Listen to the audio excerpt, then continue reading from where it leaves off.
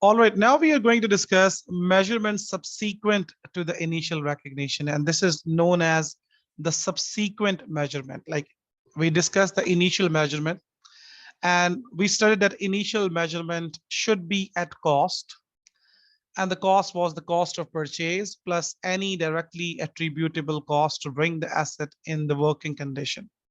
We have discussed that thing in quite detail. And now we are discussing the subsequent measurement. This is measurement subsequent to the initial recognition, known as the subsequent measurement.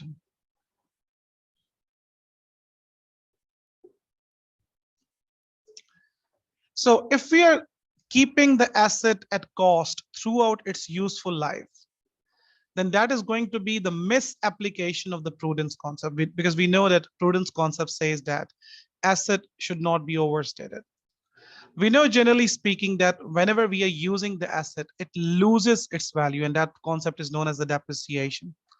That we allocate the cost over its useful life. The concept is that whenever we are using the asset, it depreciates over the time. And if we are not charging the depreciation, then that means we are overstating the asset according to the prudence concept, and that is something not allowed in the financial reporting. So we have two models defined by the IAS 16 for the subsequent measurement. Now you can choose from either. You have the cost model and the revaluation model. And when the standard says that you can choose between these two types of model, that is your accounting policy. Now, it's not an accounting estimate. It is different from the one which we have studied in the depreciation. When we were choosing between the depreciation method, the depreciation policy, the straight line method, and the reducing balance method, I told you that is the accounting estimate. And I told you to explain you the reason why that is an accounting estimate. But here, when we are choosing between two models, this is your accounting policy. This is known as the accounting policy. Now, accounting policy are the rules, principles according to which we perform our accounting. So initially we measured the property, plant, and equipment at cost, and now we are having the subsequent measurement. And for the subsequent measurement, we have two models: the cost model and the revaluation model. So in the cost model, asset is going to be recorded at cost less its accumulated depreciation, less its accumulated impairment. And in the revaluation model, we are going to revalue these assets on a regular basis. When we say regular basis, that doesn't mean in IAS 16 every year.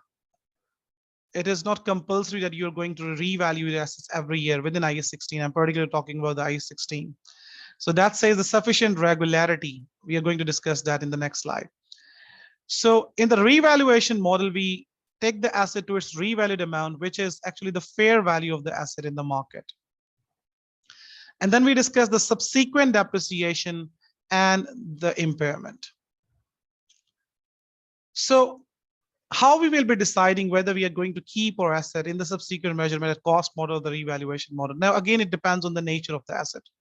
For example, you are having an asset that will be used the same throughout its useful life, and there is not going to be any appreciation in it, that the value is not going to change in the market.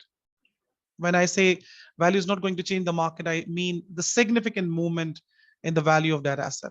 For example, you talk about the machinery. You know, you have purchased the machinery. You'll be using it for 5 years. And every year when you're using it, it is actually depreciating. It's losing its value. So when you have such type of assets, for example, you talk about the laptops. When you're using it, its battery timing is reducing, its speed is reducing, the quality of the screen is reducing. We know that these computers, LEDs, even the smartphones we are using, that depreciates over the time, and there is no appreciation in it. Like when we talk about the appreciation, that means the significant appreciation. For example, you bought a LED and you're using it for 2 years. You have used it for 2 years. Now, when you're selling in the market, obviously it is going to be lesser than its original value, much lesser than its original value, because you've used it for 2 years. So when you have the asset which is being depreciated, which loses value upon use, then we usually choose the cost model for those things. For example, we talk about the machinery, plant and machinery. We usually use the cost model for those things. And then we have the revaluation model for such type of assets which changes its value frequently And in a larger proportion, for example, you talk about the land. For example, I bought a piece of land in 2012 for 1 million. And in 2014, when I'm going to measure it, it is at 1.5 million. Now, there's a significant increase in the value of land. So when we have such type of assets, which changes its value frequently and in a larger proportion, in a larger sum, then for those type of assets, such as land, such as building, we choose the revaluation models. Now, it's upon you, it's upon the nature of the asset. But whenever you are talking about the accounting policy, make sure there is a consistency in the application of the accounting policy. Like, for example, you cannot choose it this way. Like, for example, in the year one, you are choosing the cost model, and next year you're going to use the revaluation model, then coming back to the cost model. Now, this is not allowed by the standard, although accounting policy can be changed as well. Accounting policy can be changed as well. There's a criteria for that. We are going to study that thing in IAS 8. But you just need to remember that whenever you have the accounting policy, there should be a consistency in the application of the accounting policies. So for the subsequent measurement, we have two models, the cost model and the revaluation model. In the cost model, we are going to take the cost of the asset, deduct the accumulated depreciation. Now, we have already discussed it. The accumulated depreciation is a depreciation we are accumulating, and the accumulated depreciation is being used for the calculation of the carrying value. When we have accumulated depreciation at any point in time, we are able to calculate the carrying value. And then we have the impairment loss. Now, although there is a separate standard for understanding the impairment, which is IAS 36, but here I'm going to give you a flavor of what is impairment in order to understand why we are deducting it from the cost of the asset. Now, there's a common thing between the depreciation and the impairment. And that common thing is that both the depreciation and the impairment is actually a reduction in the value of the asset. Because you see, we are deducting the depreciation, we are deducting the impairment from the cost of assets. The common thing is, but that both the depreciation and the impairment is actually a reduction in the value of the asset. But the depreciation is always systematic, and we have studied the definition of the depreciation. That is the allocation of the cost over its useful life. So is the systematic allocation of the depreciable amount over its useful life. We bought an asset for 100,000. Let's assume $100,000, and the useful life is 10 years. So we know that the per annum depreciation is going to be 10,000. So after the first year, at the end of the first year, by the end of the first year, the carrying value of asset is going to be 90,000. By the end of the second year, the carrying value of the asset is going to be 80,000, and so on. This is the systematic allocation of the depreciable amount over its useful life. Every year you are charging 10,000 as an expense, and you're deducting it from the cost of the asset. So it's decreasing the value of the asset. And then you have the impairment. Now, impairment is not systematic and depends on the indicators.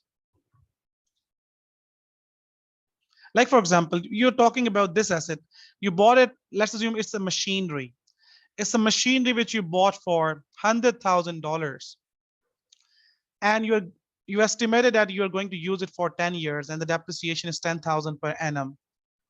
By the end of the first year, it is recorded at the carrying value of 90,000. By the end of the second year, it is recorded at 80,000. Now, something happened by the end of the second year, and your machinery got damaged. Like, for example, due to any event, for example, due to flood, or for example, due to electricity breakdown, due to high electricity, high voltage, your machinery has been damaged. And when you are selling it in the market, the damaged machinery, when you are selling it in the market, it is being sold at $40,000. Now, for example, if you keep this machinery at the carrying value 80,000 instead of $40,000, although it can be used, but the market value now is $40,000. And if you're keeping it still at the carrying amount, then the asset is going to be overstated. Now, this reduction in the value from 80,000 to the 40,000 is known as the impairment. And impairment is not systematic. How this resulted? This was due to the high voltage and the machinery got damaged.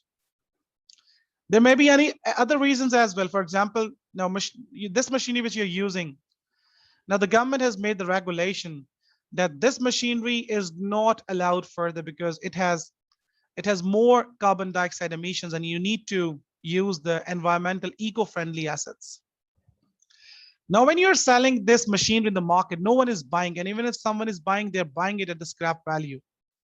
Now, that means this machinery has suffered an impairment. Similarly, there may be other reasons as, for example, the market value of this new machinery is now $70,000. Now, if you're keeping it at $80,000 by the end of the second year, you're overstating it. So remember that depreciation and the impairment both are the reduction in the value of the asset, but the depreciation is systematic. And impairment depends on the indicators. For example, asset got damaged, it got obsolete. The government has changed the regulation, and now you cannot use it further. For example, the market value of that asset has changed, and many other indicators as well. So due to those indicators, if the asset is suffering, that is known as the impairment. So we are going to deduct both the depreciation and impairment from the asset, and that will give you the carrying value. And hopefully you have understood the concept of the impairment, and you will get more details in IAS 36. So this is the cost model. Cost minus is accumulated depreciation minus accumulated impairment loss. And then we have the revaluation model. And I told you that in the revaluation model, we have the assets. We are going to keep the assets whose value is volatile. That means it is going, whose market value and the fair value is going to change frequently, regularly. And that change is going to be a substantial change. So we are going to keep those assets at the revaluation model. For example, we talk about the land. I purchase a piece of land for $1 million. And after 1 year, its fair value has reached to 1.5 million. Now it's a big change in the market value. And if I keep on recording this land at 1 million, then it's not the fair presentation. Similarly, let's assume by the end of the second year, this land has reached to 2.5 million due to the increase in the market prices, due to the high demand in the piece of land. Now, if I keep it in the cost model, I will be keeping it at 1 million and the market value is 2.5 million. I'm understating the assets. So that means when you have the certain assets which are changing their value frequently in the market, and that change is substantial, then you are going to keep those assets on the revaluation model so that you got the fair presentation. We are just doing it for the fair presentation, nothing else. So the revaluation model, in the revaluation model, we are going to take the revaluation. The revaluation model means this is the revalued amounts. And then we are going to deduct the subsequent depreciation. Now, this is something, again, a very important concept, why we are calling it as the subsequent depreciation. Now, remember this point. And you have studied this in your earlier accounting as well, but if you forgot that point, no problem, I'm going to revise it. Now, why we are calling it a subsequent depreciation? We're calling it a subsequent depreciation because whenever we do the revaluation, the previous depreciation is de-recognized. Remember this thing. And obviously, we are talking about the depreciating assets. If it comes to land, we know that land is not depreciated, so there will be no depreciation and the accumulated depreciation of the land. We are talking about the other assets, for example, plant and machinery, building, lease property, things like that. So whenever you are going to do the revaluation, the previous depreciation is de-recognized. Now, we have studied that the double entry for recording the depreciation is debit, depreciation, credit, accumulated depreciation. So the nature of the accumulated depreciation is credit. So when we are revaluing the asset, the debit goes to the asset, and we are going to de-recognize the previous depreciation, debit, accumulated depreciation, because the nature of the accumulated depreciation is credit. In order to de-recognize it, you're going to debit it. and credit revaluation surplus, revaluation reserve, or other comprehensive income. And we are going to define this credit entry as well in the next slide. Now, the question is why we are de-recognizing the previous depreciation. So the answer to this question is that we are de-recognizing the previous depreciation because upon revaluation, once we have done the revaluation, the depreciation is going to be charged on the revalued amount and remaining useful life. So upon revaluation, depreciation is charged on revalued amounts and remaining useful life. That is why we are de-recognizing the previous depreciation, because the new depreciation is going to be based on the revalued amounts. So these are the two models, the cost model and the revaluation model. So you need to understand both of them in order to solve the exam question. So now we have the revaluation model, and we have already studied that we are going to keep the assets in the revaluation model whose value is market value and the fair value is volatile. That means it's going to change frequently on the regular basis. Now, in the IAS 16, there is no compulsion to revalue the asset every year. Instead, what the IAS 16 suggests, that the revaluation must subsequently be made. Once you have classified an asset in the revaluation model, the revaluation must subsequently be made with sufficient regularity. And it is not saying every year, it is saying sufficient regularity to ensure that carrying amount does not differ materially from the fair value at each reporting date.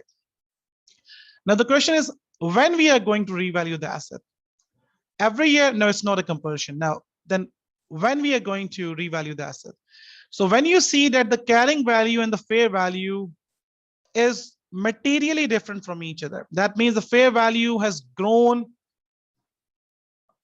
in a larger proportion than the carrying value, then you are going to do the revaluation. It's not compulsory to do it every year.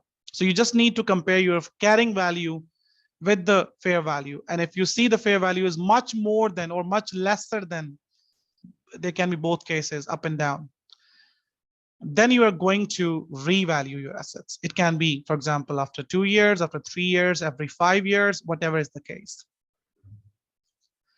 When an item of the property, plant, and equipment is revalued, this is again a very important point, and it can be tested in the multiple choice question or the objective test question as well. When an item of the property, plant, and equipment is revalued, the entire class of asset to which it belongs must be revalued. And this is to ensure no cherry picking. You're not going to do the cherry picking. Cherry picking means you're not going to select the selective assets which are grown in the value and ignore the ones which have decreased in the value. So the standard says, for example, if you are valuing the land, you're going to value the entire land which are on the revaluation model. If you're revaluing the building, you're going to revalue entire buildings which are on the revaluation model. If you're valuing the cards, you're going to revalue entire cards which are on the revaluation model. And we are not talking about the assets which are on the cost model. We are talking about the assets on the revaluation model.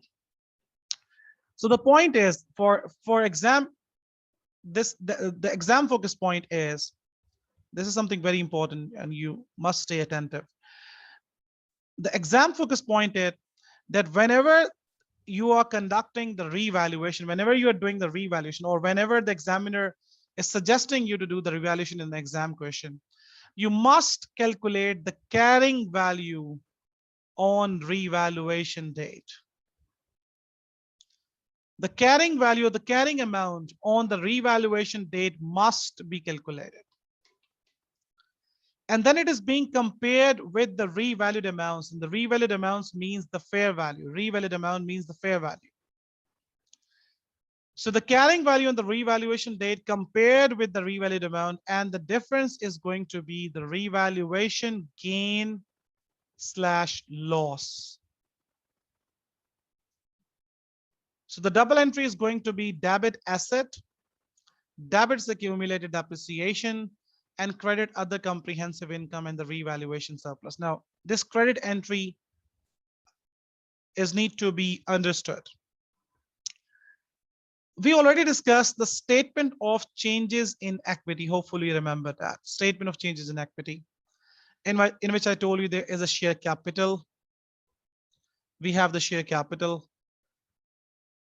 We have the share premium. Now, these share capital and share premium are the things which are being on the issuance of the shares. When we issue the shares, the value up to the par value goes in the share capital, and more than the par value goes in the share premium. We have already discussed that in the initial lecture. So share capital and the share premium. Then we have the retained earnings.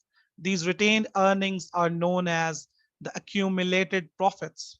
Retained earnings means the accumulated profits. And then we have this revaluation surplus.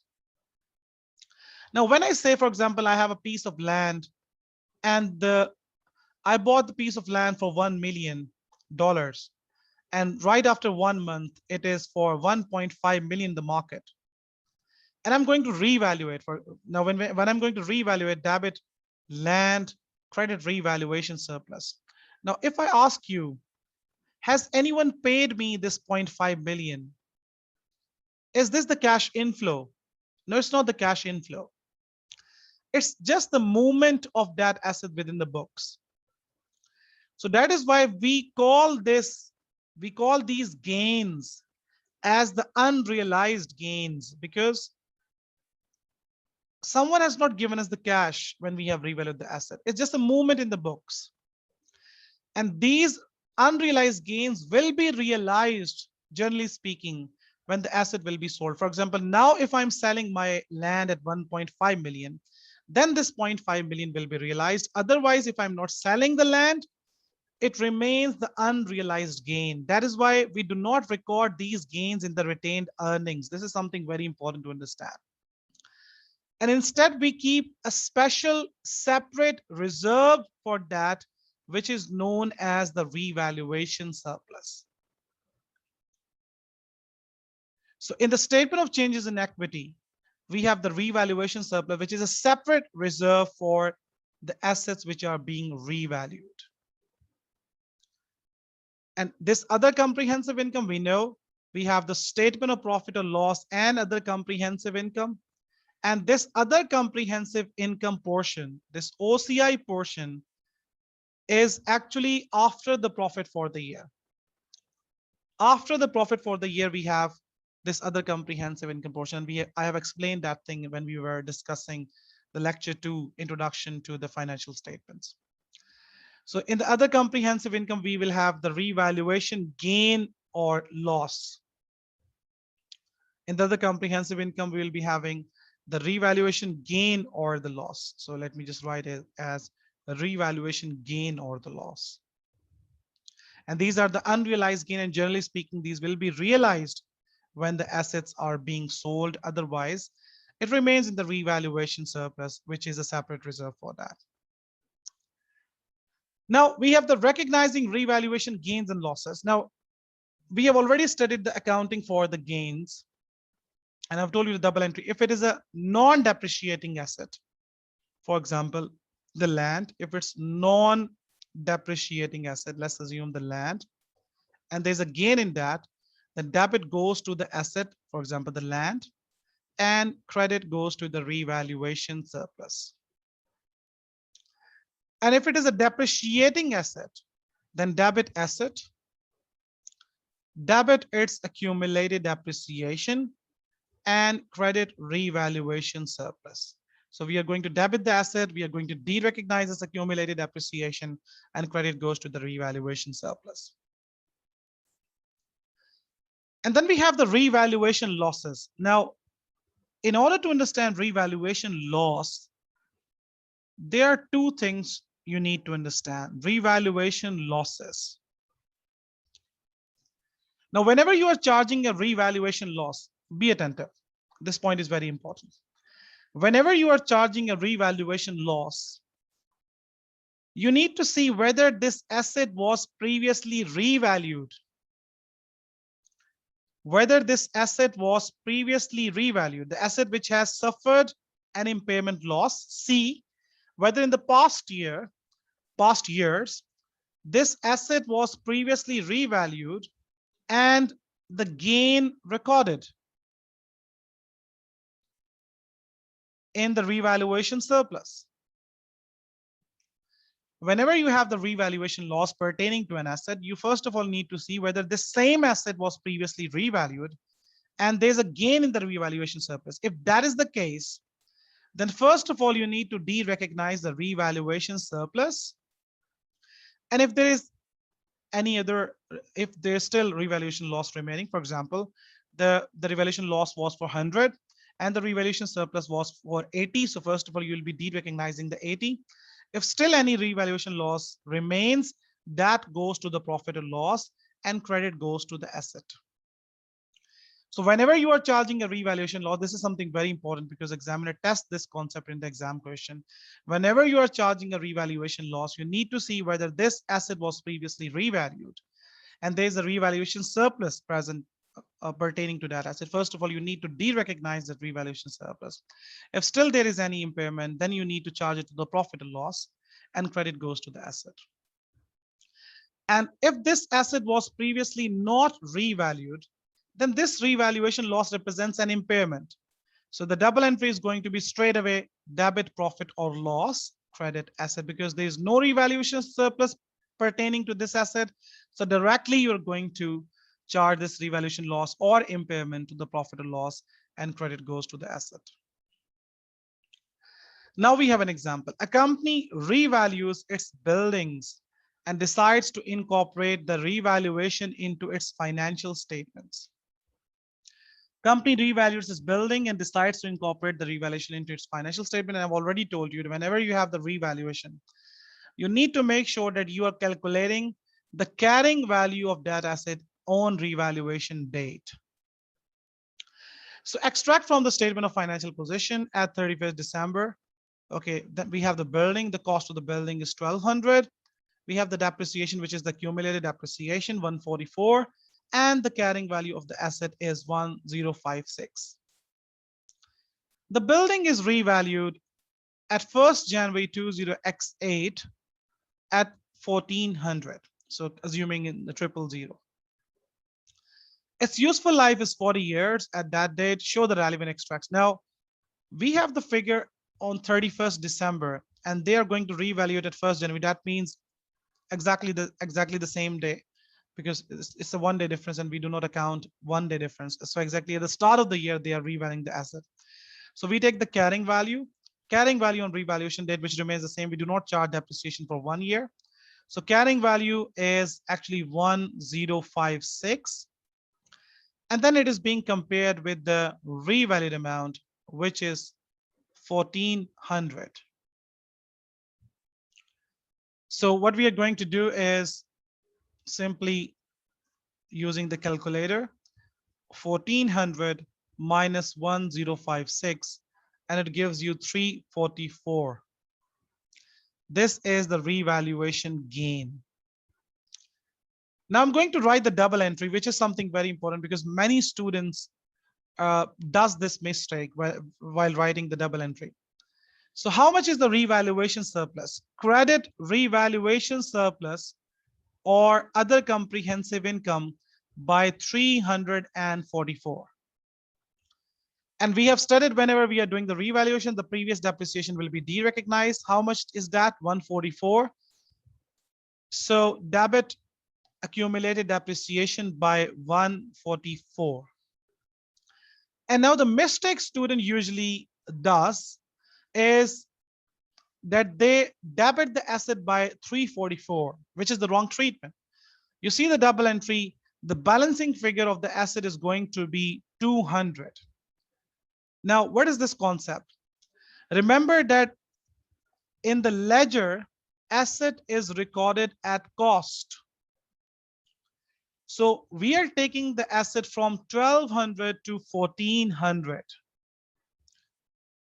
So the movement is for 200. And in order to ensure that you are not making any mistake, you can do it by calculating the asset as a balancing figures. You see the credit entry of the revaluation surplus by 344.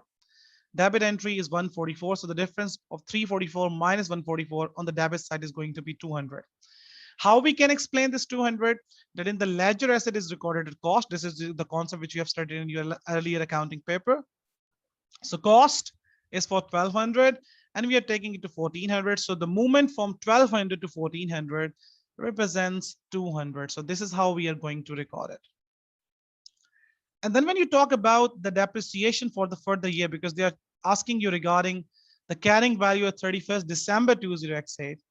Now the new depreciation we have studied, the new depreciation is going to be charged on the revalued amount, which is 1400, and the remaining useful life, which is 40.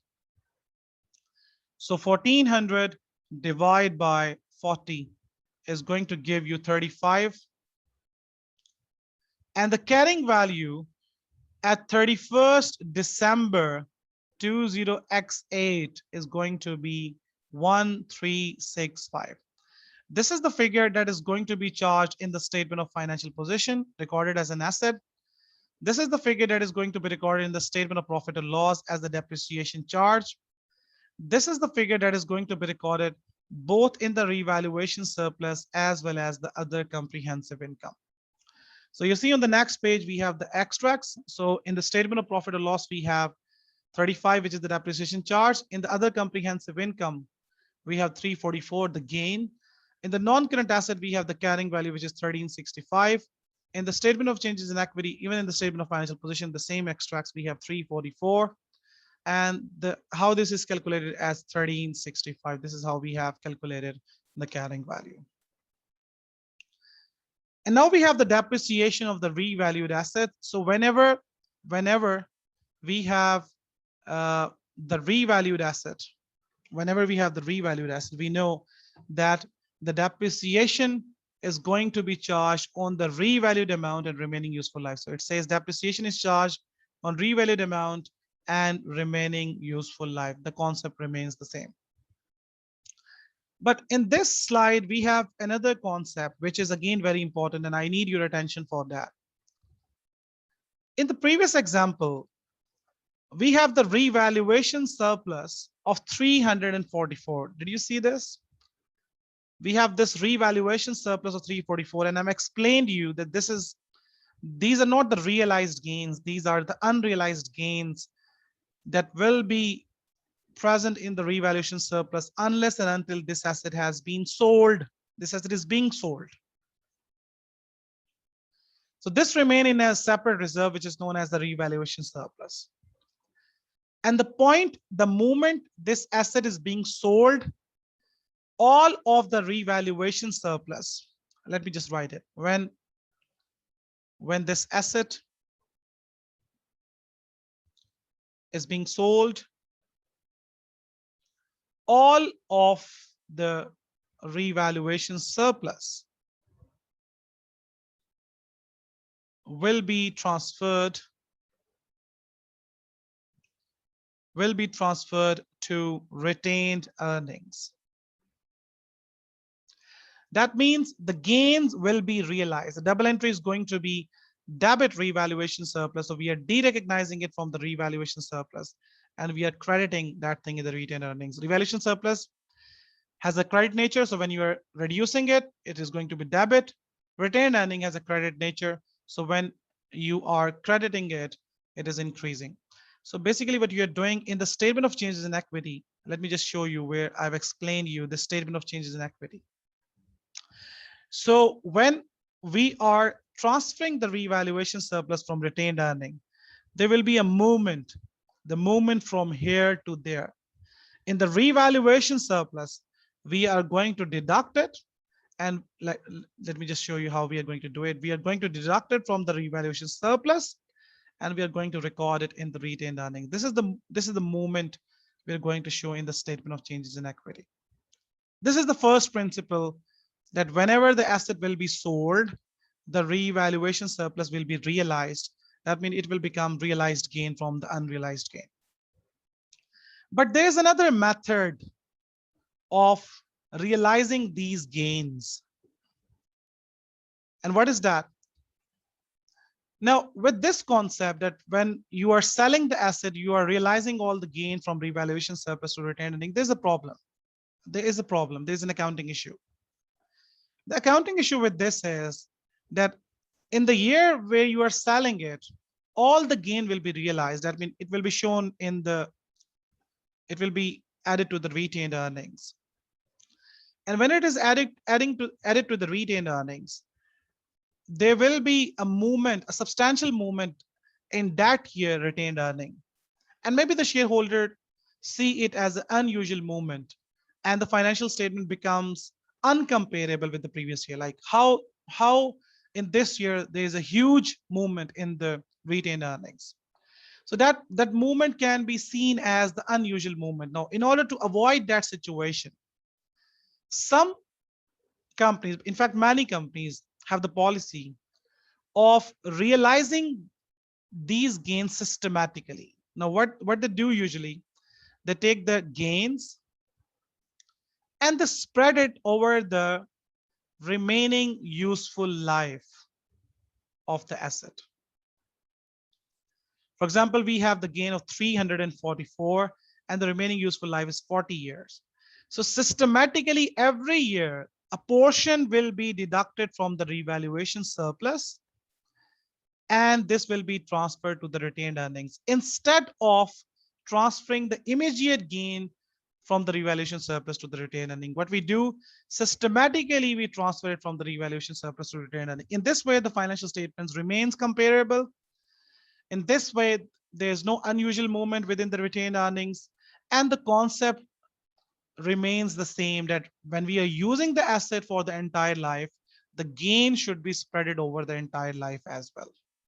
So this is the concept of transferring the revaluation surplus to the retained earnings. So there are two ways to transfer it, either on the disposal, and that is going to be an immediate transfer from the revaluation surplus to the retained earnings. And then we have the other option of doing it on a regular basis by spreading the gain over the remaining useful life. And every year the revaluation surplus will be debited and it will be transferred to the retained earnings. Now we have the concept of the disposal of the non-current asset. Disposal of the non-current asset. We are going to record the disposal of the non-current asset when the control is transferred. When the control is transferred to the buyer. When the control is transferred to the buyer. Now, control means all the risk and rewards are being transferred to the buyer, and there is no managerial involvement. Let me give you an example. For example, I have a car. Let's assume the worth of the car is, let's assume $5,000. Let's assume I have a car. The worth of the car is $5,000. I sold you my car for $5,000. And I told you that I will be buying this car from you within 3 years' time. Buying it back within 3 years' time. And whenever I will be buying it back and within the 3 years' time, I will be giving you $6,000. I'm selling you my car. I'm taking $5,000 from you, and I'm stopping you to sell it to anyone else, because I will be buying it again from you from $6,000, buying it from you within 3 years' time for $6,000. So that means I'm not transferring the control of the car to you because I still have the managerial involvement in that.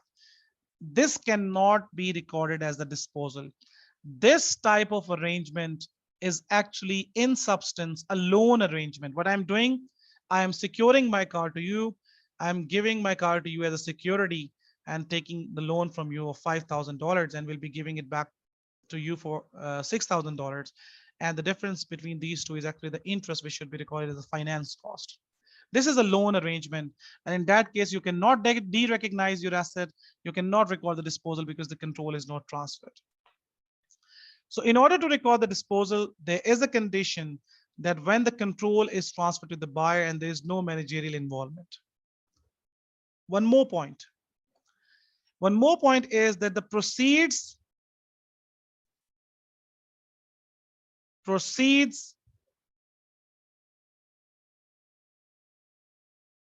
of the disposal,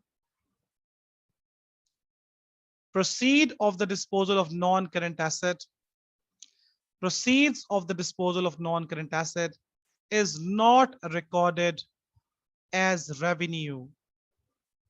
This is something very important to understand as well. When we sell the asset and we get the proceeds, which is the cash, this is not the revenue, because the revenue is the income from the ordinary activity of the business. Whenever we are selling the inventory in the ordinary activity of the business, that is known as the revenue. So don't ever record the proceeds of the disposal of the non-current asset in the revenue. If in the exam question they have done so, then you need to remove it from the revenue. So the disposal of the non-current asset, whenever you are disposing your non-current asset, you are going to make a disposal account. And I have mentioned the accounting entries of the disposal, and that is quite easy to understand. So when we are selling the asset, asset will be credited and the disposal account will be debit. So disposal account is being debit due to the asset. Then we de-recognize the depreciation because the asset is being sold, and credit disposal. So disposal account is being credited due to the accumulated depreciation. Then we record the cash proceeds or the receivable. So cash debit and disposal account credit. So disposal account is being credited due to the cash or proceeds. Now, if the balancing figure is coming on the debit side, that represents gain. And if the balancing figure is coming on the credit side, that represents the loss on disposal. But there's no requirement to make a disposal account in order to calculate the disposal gain or loss. You just need to compare the carrying value at disposal date with the proceeds. That's it. Calculate the carrying value at disposal date and compare it with the proceeds. If the proceeds are more than the carrying value, obviously it does make sense. If the proceeds are more than the carrying value, then it's a gain. And if it is less than the carrying value, then it represents a loss. That's it. So the double entry to record the gain is actually simply this gain which is being recorded in the disposal account. The double entry is debit disposal account, credit profit or loss. The double entry to record the loss is debit profit or loss, credit disposal account. So remember this thing. Disposal is only recorded when the control is transferred. Proceeds should not be made part of the revenue because it is not the revenue. And you are going to calculate the carrying value at disposal date, compare it with the proceeds, and then you are going to get the gain or loss on the disposal.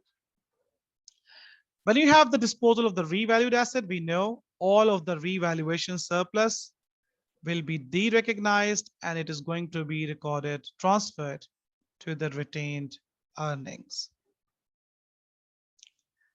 Now we have the major inspection or overhaul cost, which we have already discussed when we were dealing with the subsequent expenditure, that if you have done an expenditure on the major inspection or the overhaul, you are not going to expense that out on the immediate basis. Instead, you are going to capitalize it, and that will be depreciated over the overhauling period.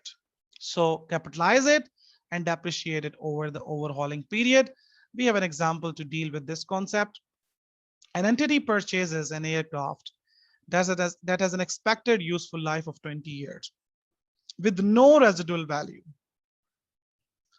The aircraft requires substantial overhaul at the end of the year 5, year 10, and 15. That means after every 5 years.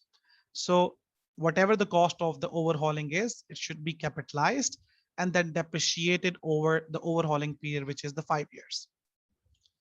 The aircraft costs 25 million, and 5 million of this figure, that means within this figure, 5 million, is estimated to be attributable to the economic benefits that are restored by the overhauls. So that means when you see the cost of the aircraft is 20 million. And the other 5 million is the cost of the overhauling for the first 5 years, year 1 to 5, which is 5 million. In the year 6, the cost of the overhaul is 6 million, which is from year 6 to 10. The requirement is calculate the annual depreciation charge for year 1 to 5 and year 6 to 10. So that's simple. So when we have the depreciation for year 1 to 5, we need to depreciate first of all the asset. So 20 million divide by 20 years, because the life of the asset is 20 years, it is going to give you 1 million per annum. Then we have the overhauling cost, which is 5 million. Divide by 5 years. Again, it is going to give you 1 million. So the total depreciation charge per annum for year 1 to 5 is $2. Then we have year 6 to 10, and the cost of the asset remains same, $20 divided by 20, $1 per annum.